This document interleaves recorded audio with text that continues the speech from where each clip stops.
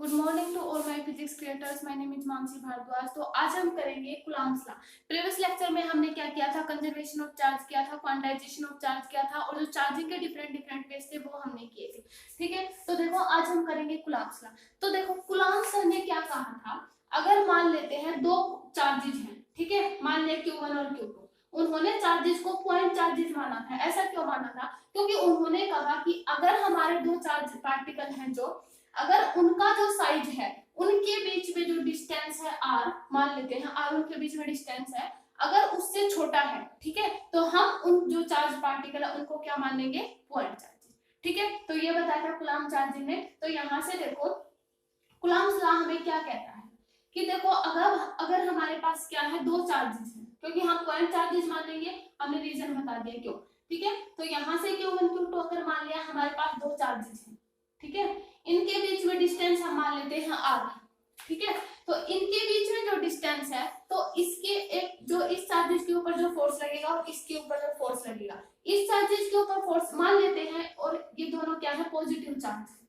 ठीक है, अगर ये दोनों पॉजिटिव चार्ज हैं तो इसके ऊपर क्या लगेगा, फोर्स, इसके कारण ये देखो इस तरीके से F12, इस चार्जेस के ऊपर F12 क्या है, चार्ज फोर्स ऑन, मतलब Q के ऊपर फोर्स जो है Q2 के कारण, Q1 के ऊपर फोर्स Q2 के कारण। देखो 12 आया और यहाँ से हम कैसे लिख सकते हैं, F21, यानी चार्ज Q2 जो चार्ज पार्टिकल है उसके ऊपर जो फोर्स है Q2 Q1 के कारण, Q1 के कारण।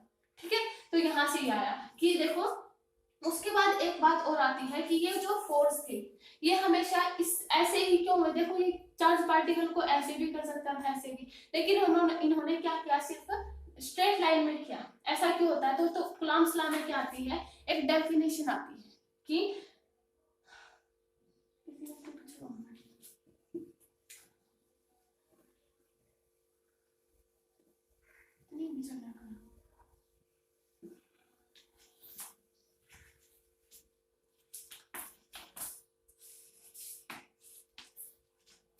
Good morning to all my physics creators. My name is Mansi Bhardwaj और आज हम करेंगे कूलम्ब्स लॉ।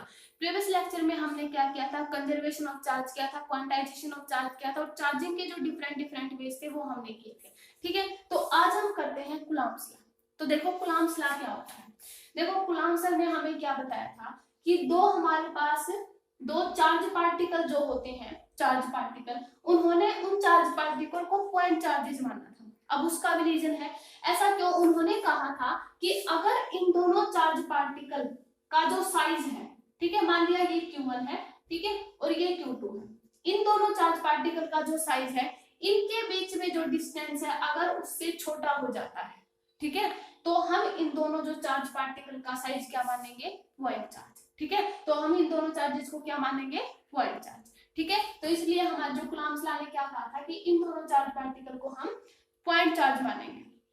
ठीक है, तो कूलम्ब्स लॉ हमें क्या कहता है कि जो फोर्स, ये मान लिया हमने दो चार्ज पार्टिकल है Q1 Q2, ठीक है, इसके ऊपर जो फोर्स लगेगा चार्ज Q1 के ऊपर, इसके ऊपर अलग अलग फोर्स लगेंगे, और अगर हम कंसीडर कर ले कि ये दोनों पॉजिटिव चार्ज है, ठीक है, मान लेते हैं दोनों पॉजिटिव चार्ज हमने लिए, तो देखो इसके ऊपर जो फोर्स लगेगा, ठीक है, तो क्या होगा, F12, यानी फोर्स ऑन Q1 के ऊपर फोर्स लगा Q2 के कारण, क्योंकि एक दूसरे को रिपेल करेंगे, ये इसके ऊपर इस तरीके से फोर्स लगाएगा और ये इसके ऊपर इस डायरेक्शन में फोर्स लगाएगा। देखो इस तरीके से फोर्स लगेगा इनके ऊपर, क्योंकि एक दूसरे को रिपेल करेंगे, because these are same charges. ठीक है, तो सेम चार्जेस रिपेल करेंगे एक दूसरे को, तो ये आ जाएगा Q1 और इसके ऊपर ये फोर्स लगेगा F21।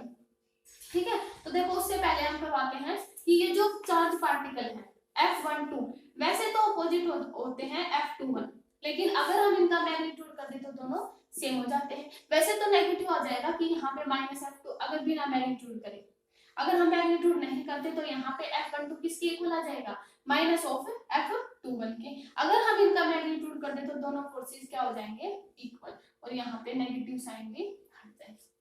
ठीक है, इस तरीके से दोनों फोर्स इक्वल हो जाएंगे। ठीक है, वो कब होगा, जब हम मैग्नीट्यूड यूज करेंगे। तो देखो कूलम्ब्स लॉ ने हमें क्या बताया था, जो फोर्स होता है ना, फोर्स, ठीक है, वो इन दो चार्जेस के ऊपर जो फोर्स लगता है वो किसके डायरेक्टली प्रोपोर्शनल होता है, एक तो product of two charges Q1 और Q2 के। ठीक है, और दूसरा उन्होंने बताया था कि इनवर्सली प्रोपोर्शनल होता है square root of distance between them, sorry root नहीं, square of distance between them, ठीक है। यहाँ पे जो r है वो क्या है, distance between the two charges, उसके स्क्वायर के इनवर्सली प्रोपोर्शनल, ये होता है हमारा कूलम्ब्स लॉ। अब देखो यहाँ से जो 1/r² है ना, यहाँ से एक बात और आती है कि एक इनवर्स स्क्वायर लॉ फॉलो करता है ये f is directly proportional to 1/r²। अगर मान लिया कई बार एग्जाम्स में पूछ लिया जाता है, अगर दो चार्जेस के बीच में डिस्टेंस अगर हम डबल कर दे तो उनके बीच में फोर्स क्या लगेगा, दोनों चार्ज पार्टिकल के ऊपर। तो हम यहाँ से इजीली बता सकते हैं कि अगर हम मान लिया यहाँ पे डबल कर दे, यहाँ पे इसको हम क्या कर दे, डबल कर दे, तो यहाँ पे फोर्स क्या लग जाएगा, 4 गुना, क्योंकि ये इसकी इनवर्सली प्रोपोर्शनल है, यहाँ पे 4f नहीं हो जाएगा अगर हम क्रॉस मल्टीप्लिकेशन करें, तो फोर्स कैसा लगेगा, 4 टाइम्स, ठीक है। अगर यहाँ पे बोल दिया जाए कि दोनों चार्जेस के बीच में अगर मान लिया 3 कर दे डिस्टेंस, ठीक है, 3 टाइम्स कर दे तो क्या कितना आ जाएगा, 9f आ जाएगा, ठीक है। तो इस तरीके से ये इनवर्स स्क्वायर लॉ भी फॉलो करता है, ठीक है। अब देखो इन दोनों इक्वेशन को मिला के क्या आएगा, देखो यहां से इन दोनों इक्वेशन को जब हम मिलाएंगे, f इज डायरेक्टली प्रोपोर्शनल है, प्रोपोर्शनलिटी का साइन हटा के हम मान लिया यहाँ पे स्मॉल k मान लेते हैं, स्मॉल k है, ठीक है, q1 q2 बाई किसके इक्वल आ जाएगा, r², ठीक है। अब जहां जो ये k है ना, ये क्या है, एक इलेक्ट्रोस्टैटिक कांस्टेंट, एक और क्या आएगा आगे, वो होता है डाइलेक्ट्रिक कांस्टेंट, उन दोनों में डिफरेंट होते हैं, ठीक है। ये जो k ये क्या है, इलेक्ट्रोस्टैटिक कांस्टेंट, इसकी जो वैल्यू होती है k की वो क्या होती है, 1/4πε0, वेयर ε0 हमारा क्या है, इलेक्ट्रोस्टैटिक कांस्टेंट, ये क्या है, इलेक्ट्रोस्टैटिक परमिटिविटी है ये, ठीक है, इन ए फ्री स्पेस के अंदर, ठीक है। तो permittivity in a free space ε0, देखो यहाँ पे क्या आ गया, अब देखो इससे जो क्या आएगा, इससे पूरा एक वो बनता है, देखो यहाँ से जो ε0 ये हमारी क्या है, permittivity in a free space, ठीक है। देखो लिख देते हैं permittivity in free space, free space के अंदर, ठीक है। अगर हमारे दो चार्ज पार्टिकल हैं, दो वैक्यूम के अंदर रखे हो, फ्री स्पेस का मतलब वैक्यूम के अंदर, एयर के अंदर, ठीक है। अगर फ्री स्पेस के अंदर रखे हो तो ये ε0 आएगा, ठीक है। तो ε0 क्या होता है, permittivity in a free space. अब ये जो ε0 होता है, इसके देखो पहले हम क्या निकालेंगे, डायमेंशन, पहले हम यूनिट निकाल लेते हैं। जो ε0 की यूनिट देखो, यहाँ से k = 1/4πε0 इसमें रख दे तो देखो क्या आ जाएगी, देखो उससे पहले हम ये करते हैं, f = 1/k की जगह हम ये लिखते हैं 1/4πε0 q1 q2 बाई किसके इक्वल आ जाएगा, r²। हमें क्या चाहिए, यूनिट चाहिए ε0 की, यहाँ से ε0 को क्रॉस मल्टीप्लिकेशन करवा दे तो यहाँ से कितना आ जाएगा, ε0, देखो ε0 = 1/4πf, ठीक है, q1 q2 बाई r²। यहाँ से ε0 हमें क्या चाहिए, इसकी यूनिट चाहिए, यूनिट भी चाहिए और डायमेंशंस भी चाहिए, दोनों चीज निकालेंगे। अब यहाँ से देखो यूनिट है, फोर्स की क्या होती है, न्यूटन, तो 1/न्यूटन ले ले, ठीक है। यहाँ से q1 q2 है तो यहाँ पे कूलम्ब का स्क्वायर लिखेंगे, क्योंकि हमें पता है प्रीवियस लेक्चर में हमने करवाया था कि जो चार्ज की यूनिट क्या होती है, कूलम्ब होती है, और यहाँ पे r क्या होता है, मीटर स्क्वायर, मतलब डिस्टेंस को मीटर में तो मेजर करते हैं। तो यहाँ पे हमारे पास क्या आ जाएगा, देखो जब हम इसको सोल्व करेंगे तो हमारे पास जो परमिटिविटी की यूनिट आई वो क्या आएगी, न्यूटन इनवर्स, देखो स्क्वायर, यहाँ पे न्यूटन इनवर्स और मीटर की -2, ये क्या है, परमिटिविटी की यूनिट है। देखो हम यहाँ से निकाल सकते हैं, इजीली कैलकुलेट कर सकते हैं कि हम परमिटिविटी को ले ले, इधर f ले लेंगे, फोर्स की क्या होती है, न्यूटन, r² q1 q2 हमारा कूलम्ब होता है, तो कूलम्ब का उसके, तो ये आ जाएगी हमारी परमिटिविटी की यूनिट, ठीक है। अगर हम डायमेंशंस निकालें, देखो हम डायमेंशंस निकालते हैं, अब permittivity in a free space, ठीक है, हम इसका डायमेंशंस निकालें तो हमें पता है क्या होता है, एप्सिलॉन जो k होता है 1/4πε0 होता है, तो हम इसकी वैल्यू रखेंगे किसमें, कूलम्ब्स लॉ में, तो f = k की जगह लिख दे 1/4πε0 q1 q2 बाई r²। हमें इसके क्या चाहिए, डायमेंशंस। डायमेंशन चाहिए तो सेम एज इट इज करेंगे, तो epsilon naught is equal to 1/4 pi F आ जाएगा, एप्सिलॉन नॉट हमने इधर ले लिया, और Q1 Q2 by R square, ये हो जाएगा यहाँ से। अब देखो ये हो गया। अब हम क्या करेंगे, देखो फोर्स होता है, फोर्स का क्या डायमेंशंस होते हैं, m1 l1 t-2, क्योंकि फोर्स क्या होता है हमारे पास, मास इनटू एक्सीलरेशन, तो मास इनटू एक्सीलरेशन का ये होता है। फोर्स का हमने लिख दिया इधर, ठीक है। Q1 Q2 देखो हमें पता है I इज इक्वल टू किसके इक्वल होता है, Q बाई T की। हमारे पास यहाँ पे Q है, तो हम क्या लिख सकते हैं, I हमारा क्या होता है, करंट होता है। करंट को हम एम्पियर, हमारी SI यूनिट होती है करंट की, तो हम इसको A इंटू टी लिख सकते हैं टाइम, तो Q को हम A इंटू टी लिख सकते हैं। तो यहाँ पे हम Q1 को हम क्या लिखेंगे, AT, और 2 है हमारे पास तो 2 बार लिख देंगे AT। क्लियर हुआ। अब यहाँ से देखो R स्क्वायर को हम क्या लिख सकते हैं, L स्क्वायर। डिस्टेंस हमारे पास, डिस्टेंस को लेंथ ही तो होती है हमारे बीच में, डिस्टेंस जो होती है उसको हम लेंथ ही तो लिखते हैं। तो यहाँ से देखो जब हम इसको सॉल्व करेंगे तो क्या आ जाएगा,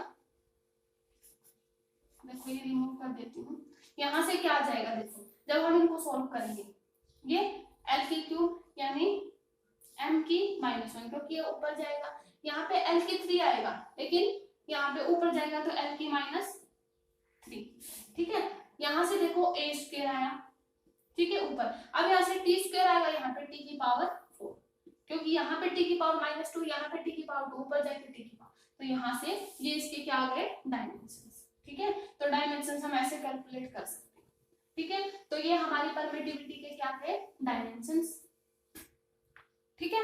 तो ये होगी हमारी एप्सिलॉन, मतलब हमारी जो परमिटिविटी, ठीक है। अब देखो हम करते हैं कि जो कूलम्ब्स लॉ, क्योंकि हमें पता है फोर्स होता है हमारी एक वेक्टर क्वांटिटी होता है। हमें कैसे पता चला कि फोर्स एक वेक्टर क्वांटिटी होता है, क्योंकि फोर्स हमें डायरेक्शन भी बताता है और साथ में मैग्नीट्यूड भी बताता है। तो हमें फोर्स हमें पता है एक वेक्टर क्वांटिटी, तो उस जो कूलम्ब्स लॉ वो हम उसके वेक्टर फॉर्म में लिखेंगे, ठीक है। तो देखो वेक्टर फॉर्म में लिखेंगे तो देखो पहले हम कंसिडर करेंगे कि हमारे पास 2 पॉइंट चार्जेस ले लिए हमने, Q1 and Q2। Same as it is मानेंगे कि मान लिया ये भी पॉजिटिव चार्ज है और ये भी पॉजिटिव चार्ज, इनके बीच में डिस्टेंस हम क्या मान लेंगे, R मान लेते हैं, ठीक है। अब देखो इसके ऊपर जो फोर्स ऑन Q2 के कारण इसके ऊपर क्या होगा, F12, ठीक है। इसके ऊपर फोर्स क्या होगा, F21। वैसे तो दोनों ऑपोजिट होते हैं, लेकिन जब मैग्नीट्यूड लगाएंगे फोर्सेज में दोनों सेम हो जाएंगे, ठीक है। अब देखो क्या होगा, अब हमें इसकी क्या निकालनी है, वेक्टर फॉर्म, ठीक है। तो अब देखो Q1 Q2 है, मान लिया इसका पोजीशन वेक्टर R1 मान लेते हैं, इसका पोजीशन वेक्टर R2 मान लेते हैं, ठीक है। ये हमारे R1 R2 क्या है, पोजीशन वेक्टर इन दोनों चार्जेस की।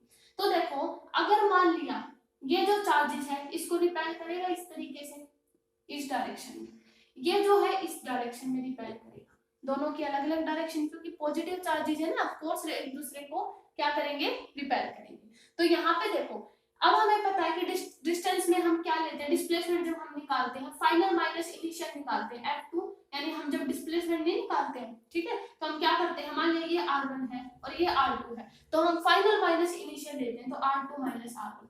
तो देखो यहाँ से क्या आ जाएगा, देखो यहाँ से जब हम इसका निकालेंगे R1 R2 का, तो यहाँ पे इनका क्योंकि इस डायरेक्शन में जा रहे हैं, तो यहाँ पे क्या आ जाएगा R2 माइनस R1, क्योंकि हम क्या निकाल रहे हैं, ये इनकी डिस्टेंस निकालें, R2 minus R1 position vector निकालेंगे, क्योंकि यहाँ पे जा रहा है तो फाइनल माइनस इनिशियल, और इसका क्या आ जाएगा, फाइनल माइनस इनिशियल, इसका क्या है R1 माइनस R2, ठीक है। अब हमें क्या निकालना है, इस पॉइंट चार्जेस के ऊपर जो फोर्स है इसके कारण वो हमें निकालना है, यानी हम कह सकते हैं F12 हमें निकालना है, ठीक है। देखो हमें निकालना है F12, हम क्या करें, वेक्टर फॉर्म निकाल रहे हैं, ठीक है, vector form of Coulomb's law, देखो मैं लिख देती हूँ वेक्टर फॉर्म,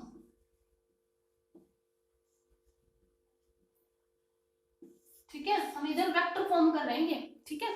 तो देखो हम फोर्स 12 निकालेंगे, कैसे निकालेंगे, देखो 1/4 pi epsilon not Q1 Q2, ठीक है, ये आ जाएगा Q1 Q2 आएगा। अब हमें यहाँ पे डिस्टेंस चाहिए, हम चार्ज पार्टिकल, हम जो फोर्स है इसके ऊपर निकाल रहे हैं, ये इस डायरेक्शन में था और ये इस डायरेक्शन में था, ठीक है।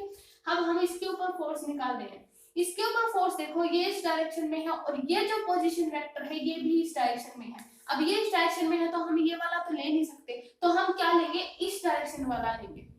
ठीक है, तो यहाँ पे जो आएगा वो क्या आएगा, r1 ये आ जाएगा पोजीशन वेक्टर। इस तरीके से पोजीशन वेक्टर को हम ऐसे रिप्रेजेंट करते हैं ना, तो यहाँ पे r1 माइनस r2 आ जाएगा। और देखो जब हम r1 माइनस r2 लिखते हैं, r1 माइनस r2 लिखते हैं तो हम इसको क्या लिखते हैं, r21। ठीक है, ये हो जाएगा क्योंकि हम फाइनल माइनस इनिशियल ही तो लिखते हैं। तो यहाँ पे r1 माइनस r2 है तो फाइनल माइनस इनिशियल पूरा पोजीशन वेक्टर r12 है वो क्या बन जाएगा, r21। देखो ये मैं साइड में लिख देती हूँ। देखो अगर r12 है तो हम इसको कैसे लिखेंगे, r2 माइनस r1, ये साथ में इसके पास साथ पोजीशन वेक्टर की नोटेशन जरूर आएगी। ठीक है, अगर हमारे पास r21 है तो इसको हम क्या लिखेंगे, r1 माइनस r2, इस तरीके से ये साइड में लिख देते हैं। ठीक है, यहाँ अब हम इसका यूज हम इसमें करेंगे क्योंकि हमारे पास r1 माइनस r2 तो हम यहाँ पे r21 ले सकते हैं। तो यहाँ पे कितना आ जाएगा, 1/4 pi epsilon not q1 q2। ठीक है, और r12 हम इसको r21 ले सकते हैं, r21। और हमारे पास क्या कूलम्ब्स लॉ में क्या कहता है, इसका डिस्टेंस जोन के बीच में जो डिस्टेंस होती है उसका स्क्वायर लेते हैं, तो हम इसका स्क्वायर लेंगे। ठीक है, और साथ में क्योंकि हमें इसकी डायरेक्शन बतानी है तो हमें जब हमें डायरेक्शन बतानी होती है तो हम किसका यूज करते हैं, यूनिट वेक्टर का। ठीक है, तो यूनिट वेक्टर हम साथ में लगाएंगे, दैट इज r21। अब देखो हमें पता है ये यूनिट वेक्टर का सिंबल होता है इस तरीके से, ये यूनिट वेक्टर होता है। ठीक है, अब देखो जो यूनिट वेक्टर होता है ना, r जैसे मान लिया a यूनिट वेक्टर हमारे पास, a हमारे पास कोई यूनिट वेक्टर, तो हम कैसे लिखते हैं, मैग्नीट्यूड ऑफ a बाय उसका ओरिजिनल वेक्टर, ऐसे लिखते हैं। यही हमारा यूनिट वेक्टर होता है। यूनिट वेक्टर हमें क्या देता है, डायरेक्शन देता है। क्लियर हुआ, तो यहाँ पे देखो हमने क्या लिया, यूनिट वेक्टर लिया। यूनिट वेक्टर क्यों लिया, क्योंकि हमें डायरेक्शन बता रहा है कि इस डायरेक्शन में हम फोर्स कैलकुलेट कर रहे हैं। तो हमें F12 निकाले तो हमें इसके लिए यूनिट वेक्टर चाहिए, तो हमने इसलिए यहाँ पे यूनिट वेक्टर हुआ। क्लियर, अब हम इसके लिए तो ये आ जाएगा। अब हम क्या निकालेंगे, F21 के लिए फोर्स निकालेंगे। ठीक है, तो देखो F21 के लिए फोर्स क्या आ जाएगा, यहाँ पे क्या था, r1 माइनस r2। ठीक है, अब हम क्या निकालेंगे, F21। ठीक है, देखो F21 के ऊपर चार्ज फोर्स निकालेंगे। ठीक है, मतलब इस चार्ज के ऊपर इसके कारण जो फोर्स लगेगा वो निकालेंगे F21। ठीक है, अब देखो हम कैसे कैलकुलेट करेंगे, 1/4 pi epsilon not q1 q2 bye r²। अब देखो अब हम इसके ऊपर फोर्स निकाल रहे हैं, ये इस डायरेक्शन में था। जब इस डायरेक्शन में लिया था तो हमने ये लिया था क्योंकि ये इस डायरेक्शन में था। जब हम इसके ऊपर निकालेंगे तो हम ये वाली डायरेक्शन लेंगे, ऊपर वाली ये, तो हम क्या लिखेंगे, r2 माइनस r1।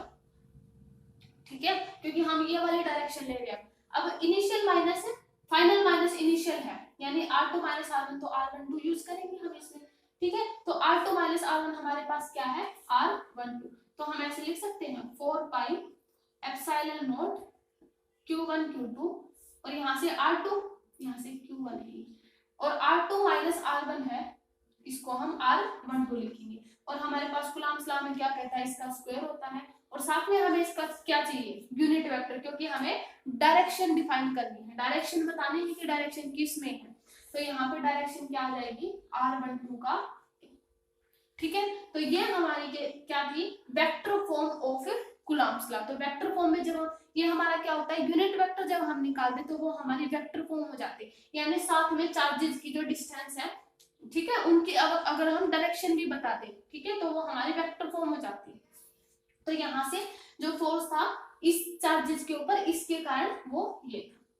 ठीक है, क्लियर हुआ, ये हमारी क्या थी, वेक्टर फॉर्म। अब देखो यहाँ से हमें क्या क्लियर हुआ, जो F21 आया ना, F21, वहां देखो इसका ऑपोजिट, किसका ऑपोजिट हुआ, वो F12 का। ठीक है, क्योंकि F12 में हमारे पास क्या आया था, यहाँ पे R21 आया था, तो एक तरीके से ये ऑपोजिट हो गया। देखो यहाँ से क्या चीज कैलकुलेशन आई यहाँ से एक, कि जब हमने F12 निकाला था, तो क्या आया था, 1/4 pi epsilon not q1 q2। ठीक है, और यहाँ पे क्या लिया था, r21 का स्क्वायर और यूनिट वेक्टर r21, ये आई थी हमारे पास F12 में। और जब हमने F21 निकाला तो इसका जस्ट ऑपोजिट आया था F12 और F12 का यूनिट वेक्टर, यानी हम यहाँ पे F12 को क्या लिख सकते हैं, माइनस ऑफ F21, यानी इसका ऑपोजिट आया। यानी हम यहाँ से कह सकते हैं कि हमारा जो कूलम्ब्स लॉ है ना, vector form of Coulomb's law, वो हमें क्या कहती है, न्यूटन थर्ड लॉ को भी होल्ड मतलब फॉलो करती है। ऐसे कई बार क्वेश्चन में पूछ लिया जाता है कि जो कूलम्ब्स लॉ है न्यूटन के कौन से लॉ को फॉलो करता है, तो कौन सा लॉ है, Newton third law. Newton third law हमारा क्या होता था, इक्वल एंड ऑपोजिट। जब हम किसी, मान लिया इस बॉल पे अगर हम प्रेस करें, ठीक है, अगर हम इसको पुश करें तो क्या होगा, हमें वापस ये भी पुश करेगी, तो यही हमारा इक्वल एंड रिएक्शन होता था न्यूटन थर्ड लॉ। ठीक है, तो यहाँ से कूलम्ब्स लॉ क्या कहता है, कूलम्ब्स लॉ जो है न्यूटन के थर्ड लॉ को भी फॉलो करता है। ठीक है, तो ये हो गया। तो यहाँ से कैलकुलेशन आई कि न्यूटन जो हमारा कूलम्ब्स लॉ था, hold Newton's third laws of motion. ठीक है, तो ये आ जाएगा। अब देखो, अब हमारे पास जो ये कूलम्ब्स लॉ था, अब हमने देखा था, हमने प्रीवियस लेक्चर में क्या किया, देखा था कि जो मान लिया अगर हम किसी ग्लास रोड को रब कर देते हैं तो क्या होता है, अगर मान लिया वो जो कागज जो हमने लिया था, पेपर है, मान लिया पेपर शीट है, मान लिया वो नीचे फर्श पे रखी है, अगर हम किसी बॉडी को रब करते हैं, अगर हम उस सीट पे करेंगे तो वो क्या कर लेती, उसको अट्रैक्ट कर लेती। मतलब यहाँ से क्या चीज आती है कि जो हमारा इलेक्ट्रोस्टैटिक फोर्स होता है ना, इलेक्ट्रोस्टैटिक फोर्स, वो हमारा जो ग्रेविटेशनल फोर्स होता है ना, ग्रेविटेशनल फोर्स हमारे पास क्या होता है, Gm1m2/r²। ये जो ग्रेविटेशनल फोर्स होता है इससे भी ज्यादा स्ट्रॉन्ग होता है हमारा इलेक्ट्रोस्टैटिक फोर्स, क्योंकि अगर हम मान लें कि अगर हमने एक स्केल ही ले लेते हैं, ठीक है, वो हम हेड पे रब करके ऐसे, और एक जो हमारी पेपर शीट होती है ना, उसको अगर हम कागज नीचे रखा है, ठीक है, उसको अगर हम ऐसे करेंगे, अट्रैक्ट करवाएंगे, तो डेफिनेटली वो ऊपर आ जाएगा। ग्रेविटेशनल पुल के अगेंस्ट भी वो ऊपर आ जाता है। इसका मतलब क्या हुआ, हमारा इलेक्ट्रोस्टैटिक फोर्स इतना स्ट्रॉन्ग है कि वो ग्रेविटेशनल फोर्स को अगेंस्ट भी वो ऊपर आ जाता है। ठीक है, तो हमारा जो इलेक्ट्रोस्टैटिक फोर्स है वो स्ट्रॉन्ग होता है, किससे, हमारा जो इलेक्ट्रोस्टैटिक फोर्स होता है ना, वो इतना स्ट्रॉन्ग होता है हमारे, यानी ग्रेविटेशनल फोर्स के जो होता है ग्रेविटेशनल, उसके अगेंस्ट भी वो वर्क करते हैं। ठीक है, तो यहाँ से कंक्लूजन निकला। अब देखो, अब हम क्या करते हैं, यूनिट ऑफ चार्जेस। देखो हमारे पास यूनिट ऑफ चार्ज, देखो हमारे पास यूनिट ऑफ चार्ज पहले क्या आई थी, कूलम्ब आई थी, जिसको हमने C से डिनोट किया था। ठीक है, उसके बाद हमारी आती है इलेक्ट्रोस्टैटिक यूनिट। ठीक है, यानी हम एक कूलम्ब के अंदर 3 × 10⁻⁹ क्या होती है, 1 इलेक्ट्रॉन के अंदर 3 × 10⁹ इलेक्ट्रोस्टैटिक यूनिट। इसको हम स्टेट कूलम्ब भी कहते हैं। इलेक्ट्रोस्टैटिक यूनिट की अनदर एक नाम है स्टेट कूलम्ब, लेकिन वैसे हम नॉर्मली इलेक्ट्रोस्टैटिक यूनिट ही लेते हैं। ठीक है, और एक होती है, ये कूलम्ब है, ठीक है, 1 कूलम्ब के अंदर इतनी इलेक्ट्रोस्टैटिक, और एक होती है हमारे पास इलेक्ट्रोमैग्नेटिक यूनिट। ठीक है, ये तो एक मतलब एक कूलम्ब के अंदर, एक इलेक्ट्रोमैग्नेटिक के अंदर 10 कूलम्ब होते हैं। ठीक है, एक इलेक्ट्रोमैग्नेटिक यूनिट के अंदर 10 कूलम्ब होते हैं। ठीक है, तो ये हमारी कुछ यूनिट मतलब यूज करते हैं, वैसे नॉर्मली यूज नहीं की जाती। ठीक है, ये अब हम बात करते हैं जो हमारा स्मॉल क्या था ना, इलेक्ट्रोस्टैटिक कांस्टेंट, और एक आता है हमारा डाइलेक्ट्रिक कांस्टेंट। ठीक, अब देखो जो हमारा स्मॉल क्या था ना, वो उसके हमारे पास वैल्यूज होती है। सोचिए जो हमारा स्मॉल क्या था ना, यहाँ से जो हमने कूलम्ब्स लॉ निकाला था, क्या निकाला था कि जो हमारा के डायरेक्टली प्रोपोर्शनल आया था के Q1 Q2/r², ये हमने जो लिया था। ठीक है, ये जो K था ना, इसकी जो CGS यूनिट होती है ना, CGS यूनिट में जो K की वैल्यू हम K = 1 लेते हैं, स्मॉल k ही। ठीक है, CGS यूनिट में, और जो हमने 9 × 10⁹ लिया था ना K की वैल्यू, वो हमारी क्या थी, SI यूनिट के अंदर। ठीक है, ये थोड़ा उधर मिस हो गया था, मैं बताना भूल गई थी ठीक है, तो यहाँ पे ये हम यूज करेंगे। तो सीजी सिस्टम के अंदर हमारी के की वैल्यू 1 होती है और एसआई यूनिट की वैल्यू ये होती है। और एक और रह गया था कि जो हमारी परमिटिविटी होती है ना एप्सिलॉन, उसकी वैल्यू हम एक न्यूमेरिकल में फिक्स वैल्यू लेते हैं। वो क्या फिक्स वैल्यू होती है, देखो क्या हमारे पास के क्या होता है 1/4 पाई एप्सिलॉन नॉट, ये होता है हमारे पास। तो एप्सिलॉन को जब हम सोल्व करेंगे तो कितना आ जाएगा 1/4 पाई और के नीचे आ जाएगा ये, ठीक है। यानी के की वैल्यू अगर हम रखेंगे 4 पाई और के की जगह हम क्या रखेंगे 9 × 10⁻⁹, यानी जब हम इसको सॉल्व करेंगे तो हमारे पास क्या आएगा, हमारे पास एप्सिलॉन की एक ऐसी वैल्यू आती है जो हम न्यूमेरिकल में डायरेक्टली यूज करते हैं, ठीक है। वो क्या आती है 8.85 × 10⁻⁻²। और हमने परमिटिविटी की जो है हमने यूनिट निकाली थी वो क्या आई थी c² न्यूटन इनवर्स और मीटर की -2, ये हमने निकाली थी ना, उनकी यूनिट निकाली थी, तो ये आती है। तो ये हम डायरेक्टली यूज करते हैं न्यूमेरिकल, ठीक है। ये उधर मिस हो गया था इसलिए मैंने अब बता दिया। तो अब हम बात करते हैं डाइलेक्ट्रिक कांस्टेंट। देखो डाइलेक्ट्रिक कांस्टेंट क्या होता है, देखो डाइलेक्ट्रिक कांस्टेंट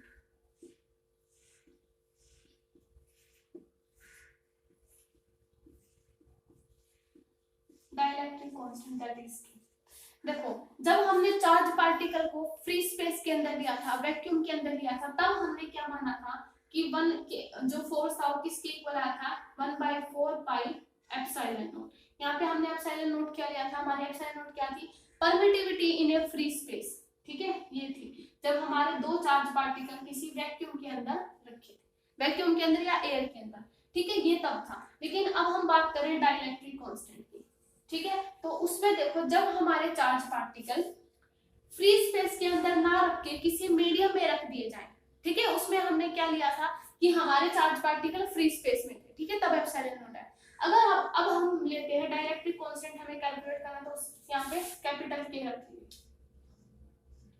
ठीक है। तो यहाँ पे जो हमारे पॉइंट जो चार्जेस हैं वो क्या है मीडियम के अंदर रखेंगे, ठीक है, कोई भी मीडियम। तो यहाँ जो फोर्स लगेगा इसके ऊपर वो क्या आएगा 1/4 एप्सिलॉन, यहाँ पे अब एप्सिलॉन नॉट नहीं आएगा, ठीक है। देखो अब इसका भी बताते हैं Q1 Q2/r²। जो ये एप्सिलॉन है ये क्या है परमिटिविटी इन ए मीडियम, वो हमारी क्या थी फ्री स्पेस जो एप्सिलॉन नॉट थी, ये हमारी क्या है यह एफ मीडियम रखेंगे। वहां पे हमने एफ नॉट रखा था यानी फ्री स्पेस था वैक्यूम था, यहाँ पे एफ मीडियम रखेंगे। तो यहाँ पे जो एप्सिलॉन रखेंगे ना, यहाँ पे जो एप्सिलॉन ये जो एप्सिलॉन है ये क्या है नोट नहीं लगाएंगे ना, एप्सिलॉन है सिर्फ। तो जो ये एप्सिलॉन है ये परमिटिविटी है इन ए मीडियम, ठीक है, परमिटिविटी इन मीडियम, यानी हमारे पास अब मीडियम हमने दो चार्जेस किसी मीडियम में रखे हुए तो यहाँ से ये आ जाएगा, ठीक है। अब अगर जो पहली वाली इक्वेशन थी जो एफ नॉट थी वो हमारी क्या थी 1/4 pi epsilon not Q1 Q2/r²। अगर हम इस इक्वेशन को इससे डिवाइड कर दें F naught by F M कर दें मान लिया तो कितना आ जाएगा, देखो यहाँ से अगर हम इसको इन दोनों इक्वेशन को डिवाइड कर दें तो यहाँ से कितना आ जाएगा F naught by F M, ठीक है, इज इक्वल टू किसके इक्वल आ जाएगा E/E नॉट, ठीक है। और यही हमारा क्या होता है डाइलेक्ट्रिक कांस्टेंट, जो रेशियो होता है ना परमिटिविटी, ये हमारा क्या होता है डाइलेक्ट्रिक कांस्टेंट, डाइलेक्ट्रिक कांस्टेंट,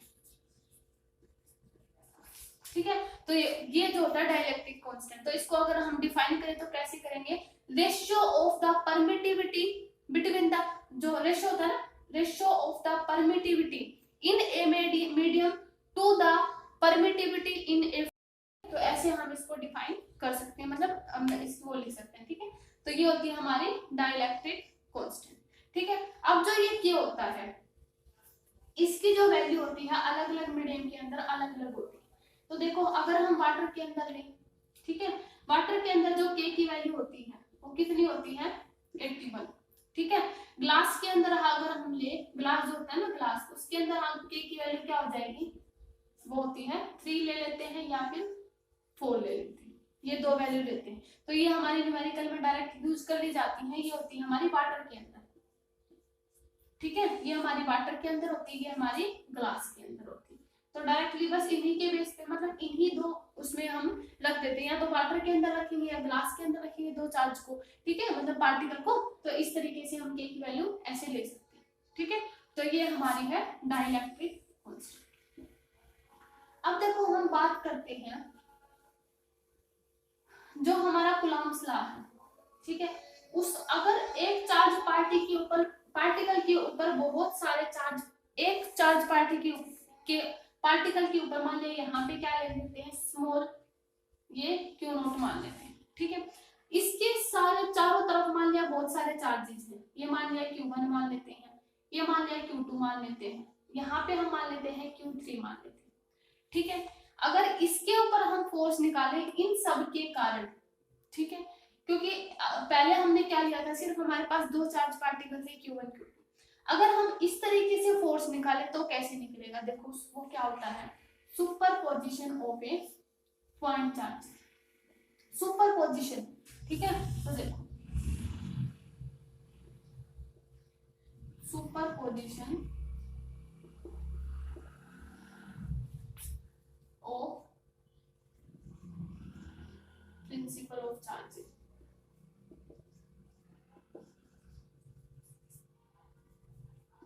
देखो ये हमें क्या कहता है, superposition of principle of charges.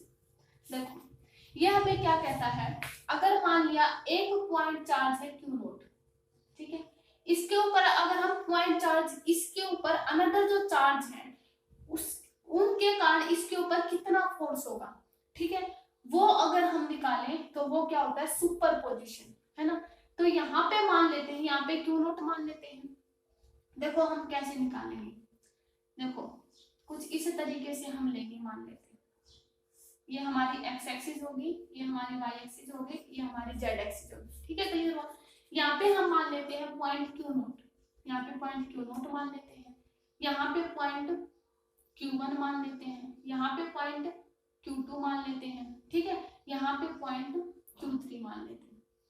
और हमें इन सारे चार्ज पार्टिकल के कारण इसके ऊपर कितना फोर्स लगाएंगे वो निकालना है, ठीक है। तो सुपरपोजिशन ऑफ प्रिंसिपल हमें क्या कहता है कि इस पॉइंट चार्ज के ऊपर जो फोर्स लगेगा, ठीक है, वो क्या हुआ, इन तीनों के मतलब जितने भी हमारे पास चार्ज पार्टिकल हैं उन तीनों के फोर्स के सम के इक्वल होगा। यानी हम ऐसे कह सकते हैं कि जो F नोट है वो किसके इक्वल हो जाएगा, F01, यानी force on Q2 due to Q1, ठीक है। Q नोट पे Q1 के कारण जो फोर्स लगा साथ में क्या आ जाएगा, प्लस क्या आ जाएगा F02, यानी फोर्स Q नोट के ऊपर जो फोर्स लगा ड्यू टू Q के कारण, प्लस क्या आ जाएगा F03, यानी force on Q naught due to Q3 और साथ में nth F0n, यानी Q नोट के कारण nth पॉइंट चार्जेस जो थे उनके कारण उसके ऊपर कितना फोर्स लगा, ये आ जाएगा F01।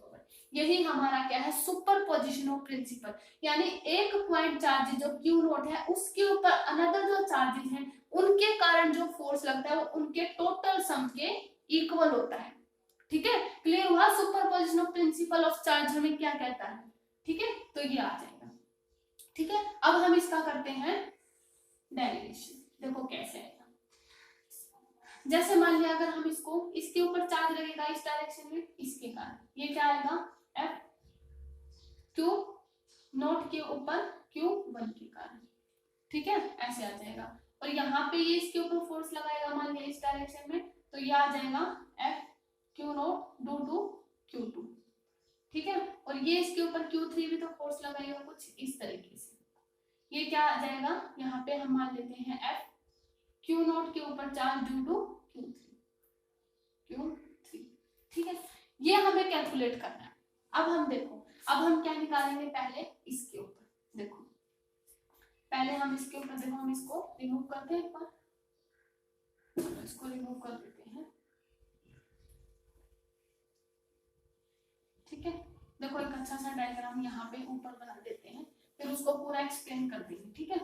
देखो ये हमने लिया था इस तरीके से, यहाँ पे हमने लिया था क्यू नोट, यहाँ पे हमने लिया था Q1, यहाँ पे हमने ले लिया था Q3, ठीक है, और यहाँ पे हमारा था Q2, ठीक है। इसके ऊपर ये चार्ज लग रहा था, इसके ऊपर Q2 के ऊपर सॉरी ये इसके ऊपर कुछ इस तरीके से चार्ज लगा रहा था और ये इसके ऊपर कुछ इस तरीके से। तो ये हमारे पास क्या था, F जो नोट था किसके कारण, 1 के कारण, यानी ये हमारे पास F02 था और ये हमारे पास F03 ये हमारा था, ठीक है। अब हम निकालते हैं कि मान लिया पहले हमें क्या निकालना हो, F10, जब हम सॉरी 01 निकालेंगे ना, 10 F01, तो देखो हम क्या निकालेंगे। अब देखो जो हमारा फोर्स है वो हमारा क्या आ रहा है, देखो ऐसे मानेंगे ना, Q1 मान लिया, देखो यहाँ पे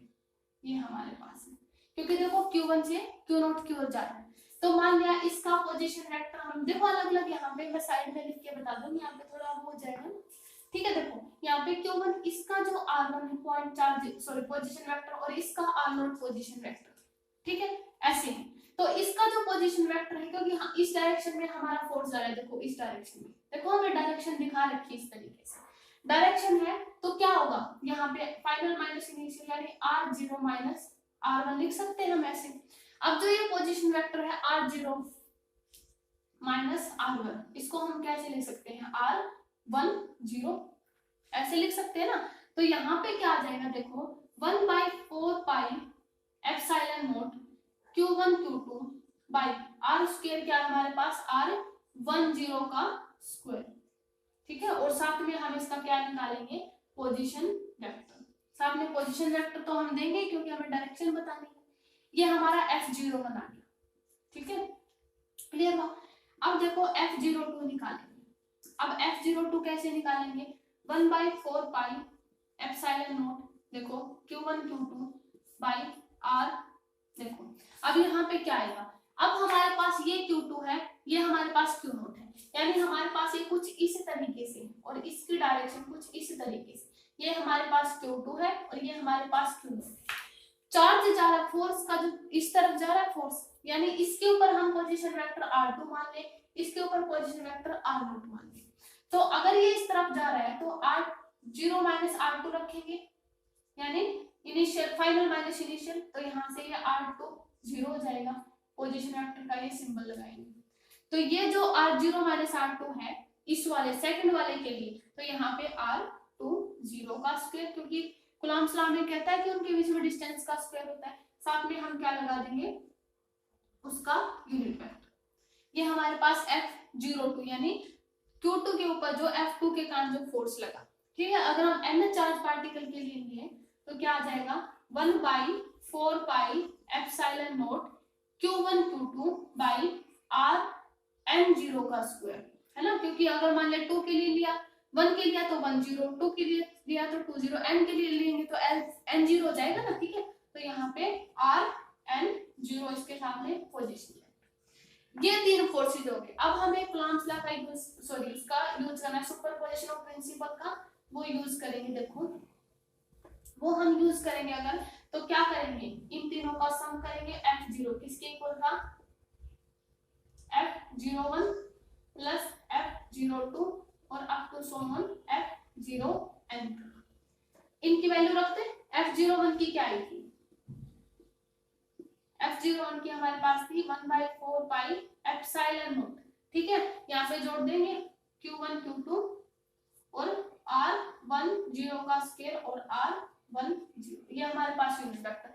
इस तरीके से हम जोड़ते जाएंगे तो लास्ट में हम क्या लिखेंगे कि जो F0 आया वो क्या आ जाएगा, summation of 1/4 pi epsilon not common ले लेंगे, समेशन, क्योंकि टोटल चार्ज पार्टिकल हमें चाहिए, सारे के सारे का सम चाहिए, तो I इज इक्वल टू 1 से लेकर I is equal to n, क्योंकि समेशन हम ऐसे ही करते हैं। यहाँ पे हम क्या मान लें, Q0 और Qi, ठीक है। यहाँ पे देखो अगर हमारे पास Q1 Q2, हमें यहाँ पे अगर हम Q1 Q2 डायरेक्ट हम नहीं ले सकते, यहाँ पे Q1 और Q2 नहीं आ सकता। अगर हमने F01 लिया है तो Q0 और Q1 हम यूज करेंगे, सॉरी ये थोड़ी मिस्टेक होगी, ठीक है। इसमें हम क्या यूज करेंगे, Q02 के कारण, ठीक है। यहाँ पे जीरो क्यू नॉट के ऊपर चार्ज था Q3 के कारण। तो इस तरीके से हम यूज करेंगे, ठीक है। Q1 Q2 नहीं ले सकते हम, ठीक है। तो इस तरीके से ये आ जाए, ठीक है, ये आ जाए। तो इस तरीके से हम इनको यूज करेंगे। तो Q नॉट QI और यहाँ पे ये हो जाएगा 1/4 पाई एप्सिलॉन नॉट बाहर गया। अब यहाँ पे ये देखो ये आया था ना RI0, ठीक है, और यहाँ पे ये था RI0 का यूनिट वेक्टर है ना, यूनिट वेक्टर हमने डायरेक्शन में देखो ये हो गया होगा। अभी मैं इसको रिमूव कर देती हूँ, देखो ये यहाँ पे लिख देते हैं, क्या आ जाएगा 1/4 pi epsilon naught summation I is equal to 1 से लेकर I is equal to m तक, ठीक है। Q नॉट QI, ठीक है, और यहाँ पे जब हम पोजीशन वेक्टर RI0, ठीक है, और ये इसका यूनिट वेक्टर निकालेंगे तो RI0 और साथ में जब हम यूनिट वेक्टर निकालेंगे तो हम इसको यहाँ पे स्क्वायर आ जाएगा ना। जब हम इसका यूनिट वेक्टर निकालेंगे तो देखो RI0 का जब हम यूनिट वेक्टर निकालेंगे तो क्या आ जाएगा R मैग्नीट्यूड और साथ में इसका ओरिजिनल वेक्टर यानी RI0, ठीक है। जब हम यूनिट वेक्टर निकालेंगे तो देखो यहाँ पे देखो ये जो चीज है ये क्या बन जाएगी 1/4 pi epsilon naught summation I is equal to 1 से लेकर I is equal to n तक, ठीक है। और ये जो है Q नॉट को भी हम बाहर ले लेते हैं, अंदर सिर्फ हम ले लेते हैं QI, ठीक है। यहाँ पे देखो जब हमने यूनिट वेक्टर को सोल्व किया तो ये जो चीज है ये RI0 का क्यूब बन जाएगी, क्योंकि यहाँ से एक नीचे आ जाएगा ना, ये ओरिजिनल वेक्टर है, ओरिजिनल वेक्टर का क्या आ जाएगा क्यूब हो जाएगा और यहाँ पे ये आ जाएगा, ठीक है। तो R, ठीक है, तो ये आ जाएगा RI0, ये आ जाएगा, ये हमारा क्या है मैग्नीट्यूड है, ठीक है। तो ये आ जाएगा इस तरीके से। अगर हम इनको सोल्व करें आगे तो ये क्या आ जाएगा Q naught by 4 pi epsilon naught, ठीक है। देखो यहाँ से इसको थोड़ा ये वो हो जाएगा ना, देखो I इज इक्वल टू 1 से लेकर I is equal to n तक जब हम इसको सोल्व करेंगे QI, ठीक है, तो इसको हम अगर हम सोल्व करेंगे तो RI0 है तो R0 माइनस RI की क्यूब हो जाएगी और यहाँ पे R0 माइनस, ठीक है। तो इसको देखो ऐसे हम लिख सकते हैं ना RI0 है तो इसको हम ऐसे लिख सकते हैं R0 मतलब R नॉट माइनस RI, ऐसे लिख सकते हैं इस तरीके से। तो हम ये वैल्यू करते हैं, ठीक है। तो इस तरीके से हम सोल्व करते हैं। तो ये हमारा क्या था सुपरपोजिशन ऑफ ए चार्ज, मतलब सुपरपोजिशन ला था जब हमारे पास एक चार्ज पार्टिकल के ऊपर बहुत सारे चार्ज पार्टिकल फोर्स लगा रहे हो तो हम उनको ऐसे कैलकुलेट कर सकते हैं, ठीक है। तो ये हमारा क्या था सुपरपोजिशन लॉ ऑफ चार्ज, ठीक है। तो देखो अब हम क्या करते हैं कि मान लिया कि हमें बहुत बड़ा सरफेस दे दिया जाए और बताए कि उसके अंदर हर एक जो चार्ज है उसका क्या निकालें, हर एक जो पॉइंट है उसके ऊपर फोर्स बताए या फिर चार्ज निकालें। फोर्स बताए तो देखो बहुत मुश्किल हो जाता है। मान लिया देखो ये पूरा सरफेस हमें दे दिया जाए और उसके अंदर कहा जाए कि पॉइंट हर एक पॉइंट के ऊपर क्या फोर्स लग रहा है वो बताओ, क्या वो पॉसिबल हो सकता है? नहीं हो सकता। तो उसके लिए हम क्या करेंगे, देखो मतलब ये जो टॉपिक है क्या है चार्ज डिस्ट्रीब्यूशन, चार्ज डिस्ट्रीब्यूशन। तो हम देखो क्या करेंगे, अगर पहले हमें बहुत बड़ा सरफेस दे दिया जाए और कहा जाए कि उसके ऊपर हर एक पॉइंट का क्या निकालो फोर्स निकालो, क्या ऐसा पॉसिबल हो सकता है? नहीं हो सकता। तो मान लिया कि ये पूरा सरफेस है, ये दे दिया मान लिया पूरा सरफेस, इसके ऊपर बताओ, तो पॉसिबल नहीं हो सकता। तो उसके लिए हम क्या करेंगे, एक स्मॉल एरिया एलिमेंट ले लेंगे इस तरीके से। इसके ऊपर तो हम इजीली निकाल सकते हैं क्योंकि हमने superposition of principle of charge बताया कि एक nth मतलब निकाल सकते हैं हम उसके ऊपर फोर्स, लेकिन बहुत बड़े सरफेस पे नहीं निकाल सकते। तो उसके लिए हम एक क्या कर लेंगे, सरफेस एरिया एलिमेंट ले लेंगे, ठीक है। उसका एक सरफेस ले लेंगे, छोटा सा सरफेस ले लेंगे और उसके ऊपर हम चार्ज कैलकुलेट कर देंगे, ठीक है। तो अगर हम वो हमने मान लिया डेल्टा एस, जो हम सरफेस ले रहे हैं वो हमारा डेल्टा एस है। अगर हम इस सरफेस को डेल्टा क्यू चार्ज दें, इस सरफेस को डेल्टा क्यू चार्ज दें तो ये हमारी क्या होती है सरफेस चार्ज डेंसिटी। तो ये होती है हमारी सरफेस चार्ज डेंसिटी, ठीक है, सरफेस चार्ज डेंसिटी। तो ये जो होता है delta Q by delta S, और इसको हम सिग्मा से डिनोट। सिग्मा हमारी क्या होती है, सरफेस चार्ज डेंसिटी। बहुत बड़े लेवल पर, बहुत बड़े सरफेस पर हम पॉइंट चार्जेस के ऊपर फोर्स नहीं निकाल सकते, उसके लिए हम एक सरफेस एरिया एलिमेंट लेंगे, उसके ऊपर हम चार्ज देंगे, और जो चार्ज हम देंगे वो हमारा सरफेस हो जाएगा, और उसके ऊपर जो चार्ज देंगे, ये जो सरफेस, उससे मतलब जो एरिया एलिमेंट है उसको हम चार्ज देंगे, तो वो हमारी क्या होती है, surface charge density, that is sigma, ठीक है। दूसरी आती है हमारी, ये वैसे ये ज्यादा वैसे इंपॉर्टेंट नहीं है, बस वैसे ही थोड़ी नॉलेज के लिए बता रही हूँ, ठीक है। उसके बाद आता है हमारा linear charge density, linear charge density. अब देखो लीनियर चार्ज डेंसिटी, इसमें भी एक बात इसमें भी आती है कि उसमें हमें क्या दिया था, बहुत बड़ा सरफेस दिया था। लीनियर चार्ज डेंसिटी में क्या करेंगे, एक बहुत बड़ी लंबी रोड दे दी, ठीक है, बहुत बड़ी लंबी रोड दे दी, और उसके अंदर हमें पूछा है कि इसके अंदर बताओ कि कितना चार्ज हर एक पार्टिकल के ऊपर, उसके ऊपर कितना फोर्स लगेगा, बहुत मुश्किल हो जाएगा। तो उसके लिए हम क्या करेंगे, उसका एक एरिया एलिमेंट ले लेंगे, ठीक है। एरिया एलिमेंट जो लेंगे इसका, मान लिया उसको हम डेल्टा एल मान लेते हैं, ठीक है। तो जो उस लीनियर चार्ज डेंसिटी का जो एल लिया, जो क्या लिया हमने यहाँ पे एरिया एलिमेंट ले लिया उसका, ठीक है, मतलब हम उसका ले लेते, छोटा सा भाग ले लेते। जैसे ये मान लिया हमारे पास लंबी रोड ले ली, तो हम पूरी ना लेके इसका एक छोटा सा ये ले ले, लेंथ का मान लिया, ठीक है, तो ये ले लेते हैं। तो क्या हो जाएगा अब इसमें, तो इसमें जो चार्ज, इसको अगर हम चार्ज दें डेल्टा क्यू, ठीक है, इसको अगर हम चार्ज दें तो हमारे पास जो चार्ज है, जो लैम्डा होगा, वो हमारी क्या होती है, लीनियर चार्ज डेंसिटी, यानी delta Q by delta L, ठीक है। ये हमारी क्या होती है, लीनियर चार्ज डेंसिटी। वैसे कई बार न्यूमेरिकल में पूछ लिया जाता है। सरफेस चार्ज डेंसिटी का हमारे पास क्या फॉर्मूला आया था, sigma is equal to delta Q by delta S. इसमें क्या आ जाएगा, ये हमारा क्या है, linear charge density, lambda is delta Q by delta L. ऐसे ही मान लेते हैं कि वॉल्यूम चार्ज डेंसिटी, ठीक है, वॉल्यूम चार्ज डेंसिटी मतलब बहुत ज्यादा वॉल्यूम,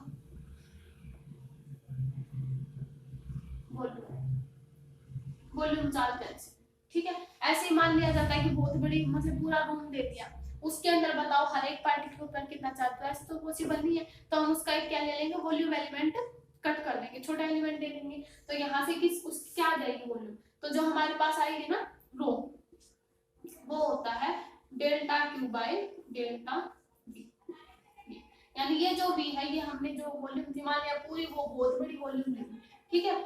ऐसे तो हम कैलकुलेट नहीं कर सकते, तो हम उसका क्या ले लेंगे, वॉल्यूम एलिमेंट ले लेंगे छोटा, तो यहाँ पे जो, और उसको अगर हम डेल्टा क्यू दे, मान लिया डेल्टा क्यू चार्ज देंगे ना उस वॉल्यूम एलिमेंट को इस तरीके से, ठीक है। तो यहाँ पे जो रो है वो हमारी क्या है, वॉल्यूम चार्ज डेंसिटी, ठीक है, डेंसिटी है ना, ये डेंसिटी, सॉरी ये डेंसिटी आएगा यहाँ पे,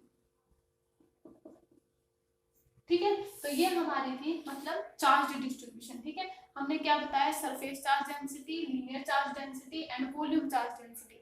सरफेस चार्ज डेंसिटी क्या था, मान लिया बहुत हमें पूरा सरफेस दे दिया जाए और कहा जाए कि हर एक पार्टिकल के ऊपर फोर्स बताओ, तो ऐसा तो पॉसिबल हो नहीं सकता, तो हम क्या करेंगे, छोटा एरिया एलिमेंट ले लेंगे, ठीक है, मतलब सरफेस एलिमेंट ले लेंगे, तो उसको जब हम चार्ज देंगे तो हमारे पास क्या आया था, सिग्मा, हमने क्या मानी थी ना, सरफेस चार्ज डेंसिटी, सिग्मा मानी थी delta Q by delta S. उसके बाद हमने मान ली थी लीनियर चार्ज डेंसिटी, मतलब मान लिया हमने बहुत लंबी रोड दे दी हमें, बताओ उसके ऊपर पूछा कि बताओ ये हर एक पार्टिकल के ऊपर कितना फोर्स होगा, तो ऐसा तो पॉसिबल नहीं, तो हमने इसमें क्या किया, उसमें से हमने एक छोटा सा वो ले लिया, ठीक है, मतलब उसकी लेंथ ले ली, तो उसके ऊपर जब हमने चार्ज दिया तो डेल्टा क्यू क्या आया, डेल्टा जो मतलब जो लैम्डा आया, जो हमने ये माना था ना, ये हमारी लीनियर चार्ज डेंसिटी आई थी, तो ये क्या आई थी, delta Q by delta L, क्योंकि हमने लेंथ मान ली थी। उसके बाद हमारी वॉल्यूम चार्ज डेंसिटी आई, वॉल्यूम चार्ज डेंसिटी में मतलब बहुत ज्यादा वॉल्यूम दे दी जाए, पूछा जाए कि इसमें उसकी बताओ, तो ऐसा तो पॉसिबल है नहीं, तो उसमें भी क्या किया गया, छोटी सी वॉल्यूम काट ली, ठीक है।